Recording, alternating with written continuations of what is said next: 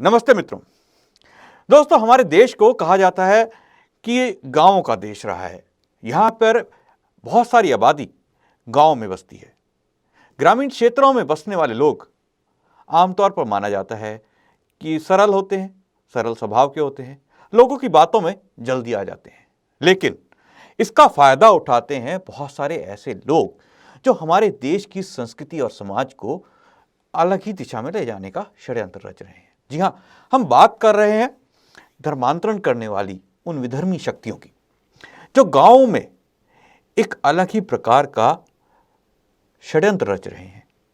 गांवों में, आदिवासी क्षेत्रों में या शहरों के थोड़े पिछड़े हुए इलाकों में ये लोग अपना ऐसा षड्यंत्र रच रहे हैं कि आज हमारे देश में हिंदुओं की आबादी, जहां पर कभी बहुआत में हुआ करती थी, वो कम होती चली जा रही है। जहां आप सभी का स्वागत है हमारी इस चर्चा मुद्दा जरूरी में। हमारे साथ मौजूद हैं एमपी से श्री मुकेश आर्य जी और दिल्ली से श्री शिवा शास्त्री जी। आप दोनों ही मेहमानों का बहुत बहुत स्वागत है हमारे इस कार्यक्रम में।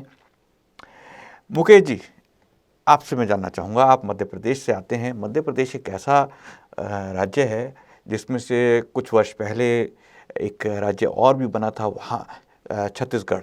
वहाँ पर भी जो है आज धर्मांतरण को लेकर बहुत बड़ी समस्या है। मध्य प्रदेश में बहुत बड़ी समस्या है। मध्य प्रदेश के बगल में अगर हम जाते हैं महाराष्ट्र में, वहाँ के आदिवासी क्षेत्रों में भी जो है हम आए दिन खबरें सुनते हैं धर्मांतरण को लेकर।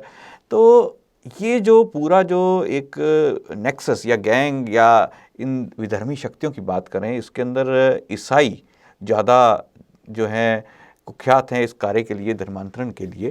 तो थोड़ा आपसे जानना चाहेंगे कि इन क्षेत्रों में ये समस्या किस हद तक है? आपने बहुत ही सुंदर आज का मुद्दा उठाया, धर्मांतरण। निश्चित रूप से यह हम सब भारतीयों के लिए सबसे जोखिम भरा मुद्दा है, जिसको हम सबको जानना चाहिए। और जैसा आपने पूछा कि इन क्षेत्रों में जो तेजी से धर्मांतरण का कार्य बढ़ रहा है, वह निश्चित रूप से हमारे समाज के लिए घातक है। और मध्य प्रदेश का, जैसा आपने अभी जिक्र किया, छत्तीसगढ़, साथ ही कुछ क्षेत्रों में मध्य प्रदेश के भी कुछ आदिवासी क्षेत्रों में यह कार्य तेजी से चल रहा है। अभी आर्य समाज और आरएसएस के कुछ संगठनों द्वारा सनातन धर्म की स्थापना के लिए, जो उनकी घर वापसी करने के लिए बहुत से कार्यक्रम चलाए गए, किंतु फिर भी ये लोग बड़ी तेजी से बढ़ रहे हैं। इसका कारण ये हो सकता है कि एक तो वे जो पिछड़े हुए लोग हैं, जिनके यहाँ शिक्षा का अभाव है, ऐसे लोगों में अपनी पेठ करते हैं। और जिन लोगों को अपने धर्म के प्रति अभी जानकारी नहीं है, जिन्हें पता नहीं है, जिनके अंदर हिंदू भाव नहीं है, भारतीयता का भाव नहीं है, उन लोगों को ये टारगेट करते हैं और उन लोगों को लालच दे करके और अन्य कार्यों से भी उन्हें धर्मांतरित करने का प्रयास करते हैं। तो निश्चित रूप से छत्तीसगढ़ जैसे, जहाँ पर शिक्षा का अभाव है, ऐसे क्षेत्रों में ये तेजी से बढ़ रहे हैं। जी, शिवा जी, आपसे जानना चाहेंगे, उत्तर भारत के अंदर जिस प्रकार से हम पंजाब की बात करते हैं, हरियाणा की बात करते हैं, दिल्ली का जो क्षेत्र है उसकी बात करते हैं, या वेस्टर्न यूपी जो कि बहुत सारे क्षेत्र गांव हैं, आप कानपुर तक जाते हैं, तो इन क्षेत्रों में भी धर्मांतरण की जो ये स्थिति है, ये कितनी भयावह है? सभी साथियों और दर्शकों को मेरा नमस्ते। बहुत ही सनातन संस्कृति के लिए, हिंदू संस्कृति के लिए वर्तमान में जो सबसे कठिन कार्य है, जिससे निपटना होगा, वो है धर्मांतरण। समझना होगा कि आज भारत के 9 राज्यों में हिंदू माइनॉरिटीज में है, वो अल्पसंख्यक हो चुका है। उसका मूल कारण एक ही है कि हिंदुओं को हम अपनी संस्कृति को अच्छी प्रकार से समझा ना पाना। नहीं तो क्या हमारा इतिहास वीर हकीकत राय का रहा है, जिसने गर्दन कटवानी स्वीकार की लेकिन अपना यज्ञोपवीत उतरवाना स्वीकार नहीं किया। चाहे वो आज पंजाब में एशिया का सबसे बड़ा चर्च बनने जा रहा हो, या दिल्ली से समीपस्थ लगे हुए इलाकों में मस्जिदों की संख्या बढ़ रही हो या चर्चों की संख्या बढ़ रही हो, उसका मूल कारण है कि हिंदुओं को एक ना हो पाना। अगर हमारा कोई भाई हमसे अलग हो जाता है तो हम उसे अछूत मान करके दूर कर देते हैं, और वही कुछ दिन बाद, चाहे वो क्रिश्चियनिटी के लोग हों, चाहे वो इस्लामिक जिहादी हों, वो उन्हें कोई ना कोई लालच दे करके अपने आप में मिला सकते हैं। उसकी बहुत बड़ा एक उदाहरण है मालाबार की घटना, या उसे मोपला हम कह सकते हैं। अगर आज इतनी ज्यादा संख्या में भारत के ही कुछ राज्यों में दूसरे लोग हिंदुओं को छोड़ करके, सनातनियों को छोड़ करके बहुसंख्यक हैं, तो उसका मूल कारण जड़ में कहीं ना कहीं है, ये है कि हम वेद विद्या को सब तक नहीं पहुंचा पाए।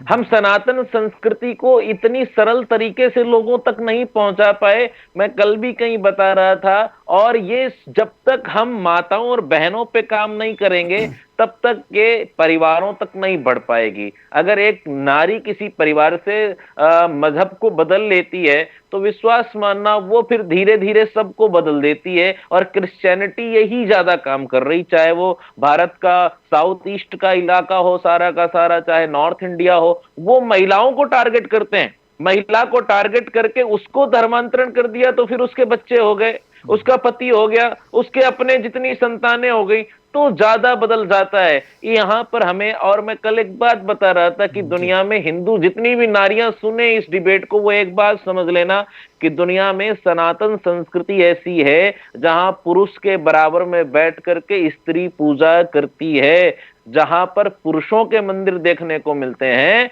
वहीं पर सिर्फ हिंदू सनातन संस्कृति में नारियों के भी मंदिर देखने को मिलते हैं, चाहे वो दुर्गा माता के हों, चाहे वो काली माता के हों, चाहे वो पार्वती को किसी के हों।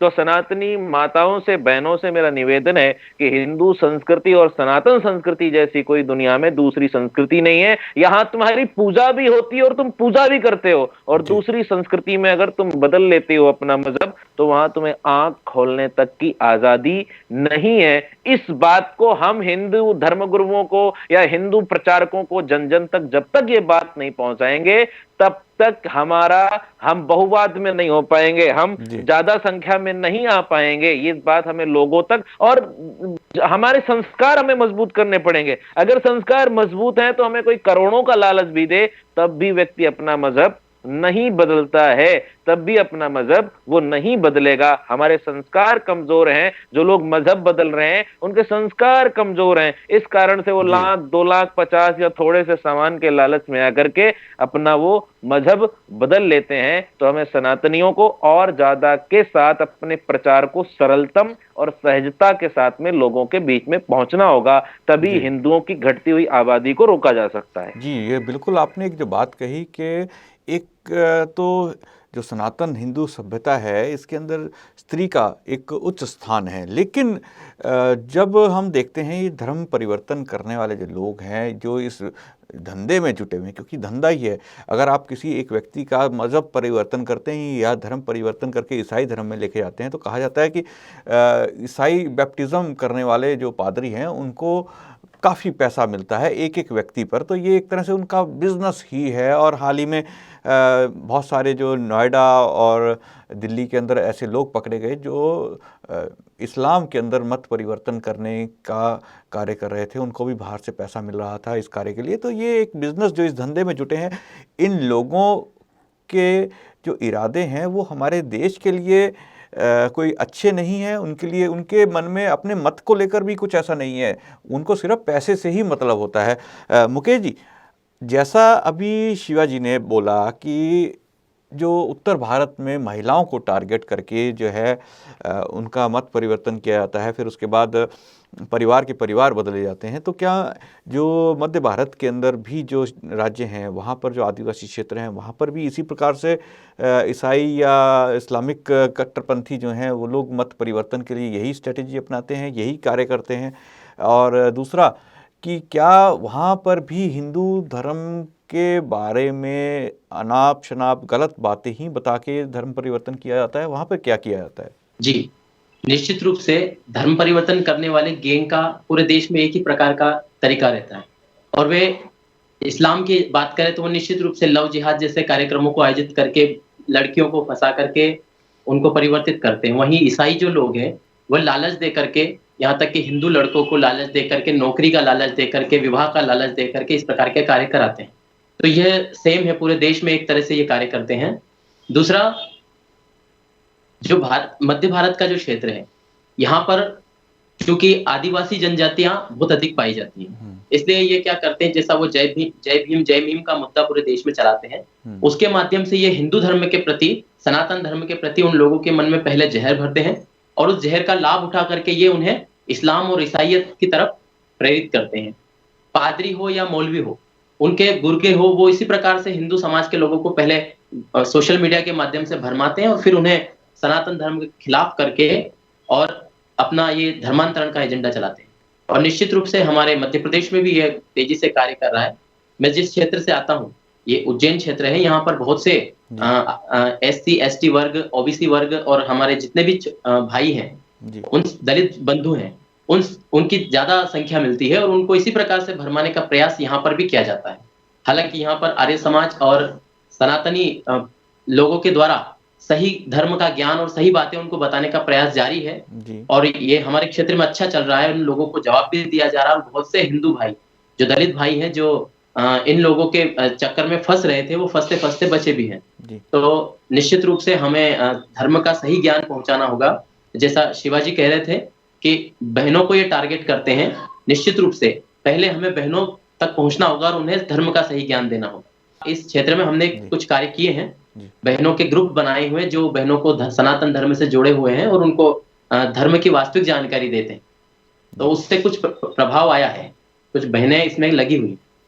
जी बिल्कुल, आपने जो बात कही, अभी शिवाजी ने भी जो बात कही कि बहनों को टारगेट करते हैं और उनको हम अपनी संस्कृति के बारे में अगर हम बताएं तो काफ़ी कुछ चीज़ें जो हैं हम उसको रोकथाम कर सकते हैं। क्योंकि अगर एक परिवार में महिला जो है वो किसी और चीज़ को मान्यता देने लगे, वो किसी और मत को मान्यता देने लगे, तो वो धीरे धीरे अपने बच्चों, अपने पति और अपने परिवार के अन्य सदस्यों को उस और ले जा सकती है। तो इसी चीज़ का वो फ़ायदा उठाते हैं कि सबसे पहले घर की महिलाओं को टारगेट किया जाए।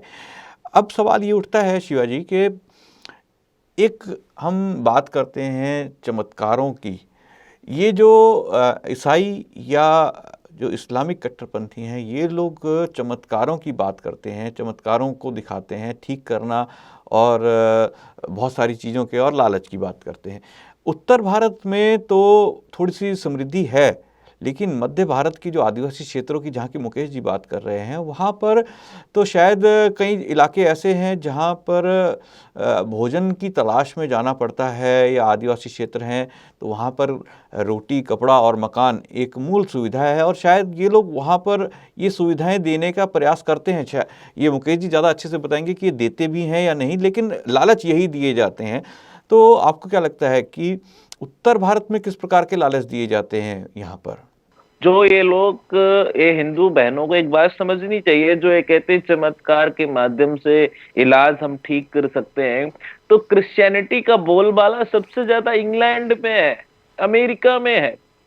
और दुख की बात ये, हिंदू महिलाओं को ये बात समझ लेनी चाहिए कि क्रिश्चियनिटी के पादरी लोग छू करके बीमारी को ठीक कर देते हैं, तो कोरोना की महामारी में सबसे ज्यादा तो इंग्लैंड में मारे गए, कोरोना की महामारी में सबसे ज्यादा अमेरिका में मारे गए।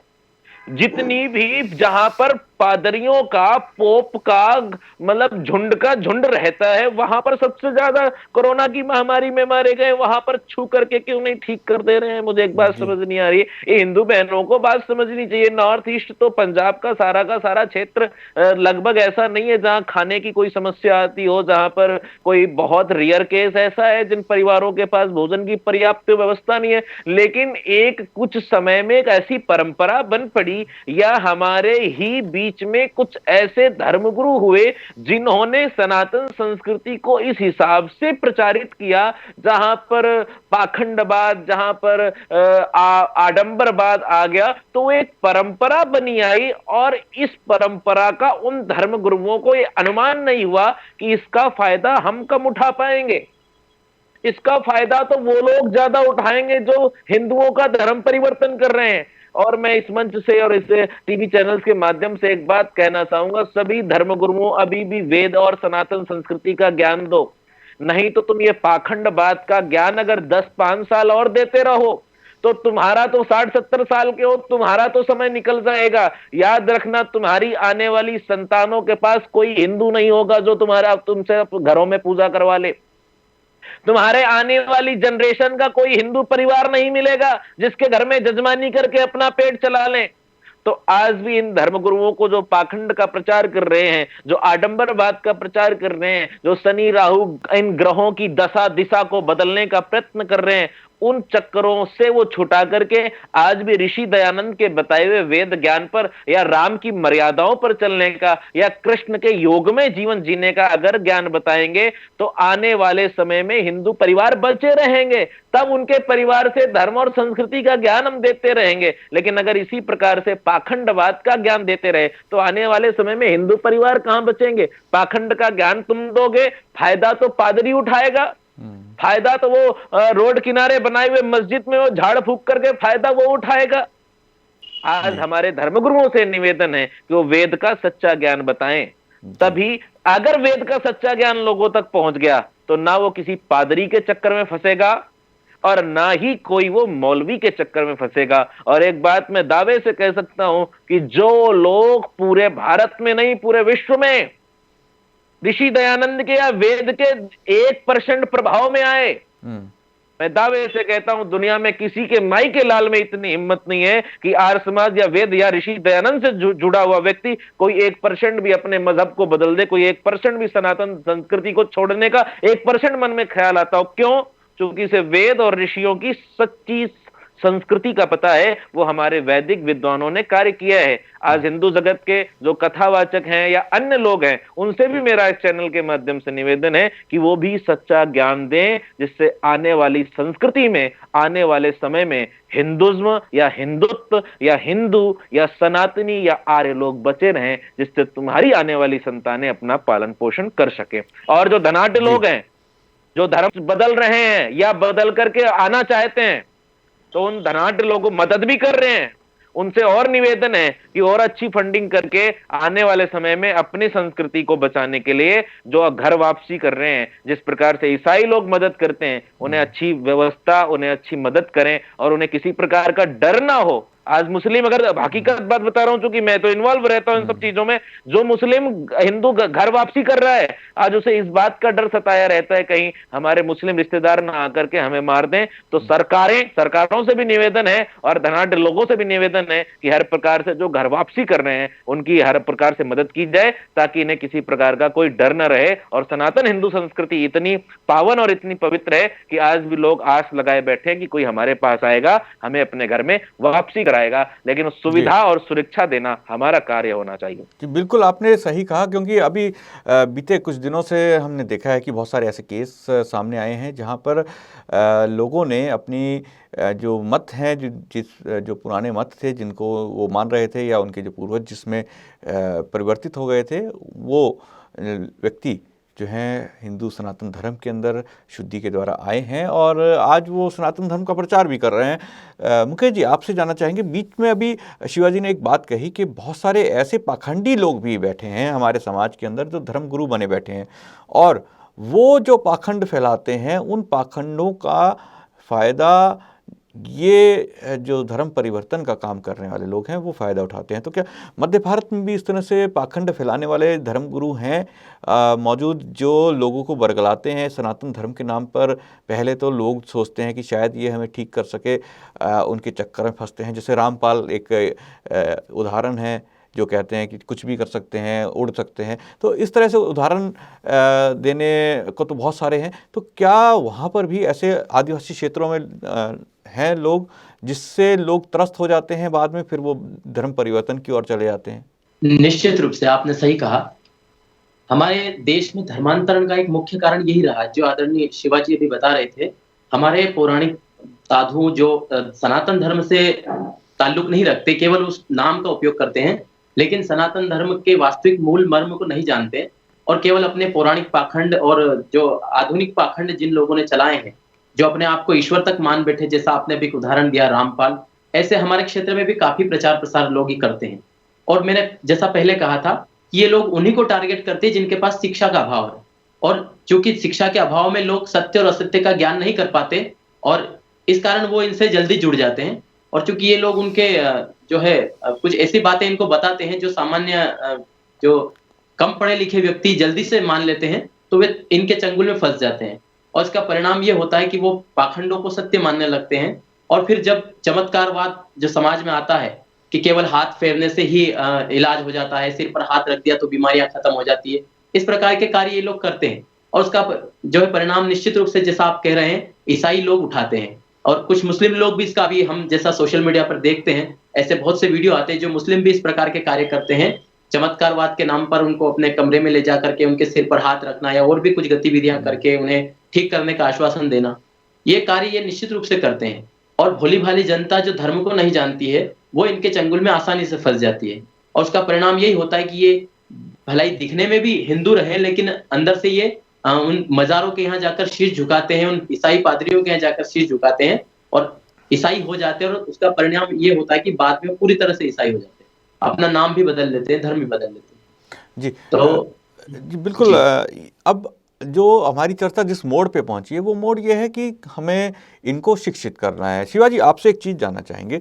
अब एक सवाल ये उठता है कि शिक्षा हम आदिवासी क्षेत्रों में भी दे दें, हम हर जगह दे दें, लेकिन प्रायः देखा गया है कि जो शिक्षित वर्ग है हमारे देश का, जो आज दिल्ली यूनिवर्सिटी में पढ़ रहा है, चंडीगढ़ यूनिवर्सिटी में पढ़ रहा है, या किसी ऐसी JNU जैसी यूनिवर्सिटीज़ में पढ़ रहा है, मुंबई यूनिवर्सिटी में पढ़ रहा है, जो युवा वर्ग है, उससे अगर हम धर्म की बात करें तो वो धर्म की बात करता ही नहीं। उसके लिए मुद्दे ही अलग हैं। उसके लिए मुद्दे पैसा कमाना, तरक्की, साइंस या तर्क की वो बात करते हैं। तर्क की हमने बात की कि अगर पढ़ लिख जाता है व्यक्ति तो तर्क से बात करता है, उनके बहकावे में नहीं आता। लेकिन तब वो पढ़ा लिखा व्यक्ति तर्क के अलावा बहुत सारे कुतर्क भी करता है। वो अपनी संस्कृति के ऊपर ही सवाल उठाना आरंभ कर देता है। उस स्थिति में क्या किया जाए? क्योंकि वो व्यक्ति तब वो नास्तिकता की ओर जाना शुरू हो जाता है। वो भी एक हमारी संस्कृति के अंदर बहुत बड़ा आघात है, क्योंकि वो फिर किस ओर जाए वो पता नहीं। एक तरह से अनगाइडेड मिसाइल बन जाता है। वो किसी भी मत की ओर जा सकता है जो उसको पसंद आए, क्योंकि वो तर्क रख रहा है। अमित जी, सिर्फ सब लोगों को शिक्षित ही नहीं करना है, वर्तमान में भारत की शिक्षा नीति को भी बदलना है। अगर शिक्षा नीति बढ़िया रही होती तो ये दिक्कत ही आज नहीं होती। अगर शिक्षा नीति बढ़िया होती तो आज धर्म परिवर्तन का खेल ही इतने जोरों शोरों पे नहीं चल रहा होता। और जो शिक्षा या जो धार्मिक शिक्षा लोगों को बताई जा रही है, वो वास्तविक धार्मिक शिक्षा है ही नहीं।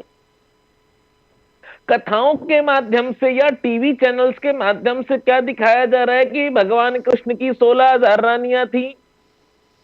क्या दिखाया जा रहा है कि देवता सुरापान करते थे।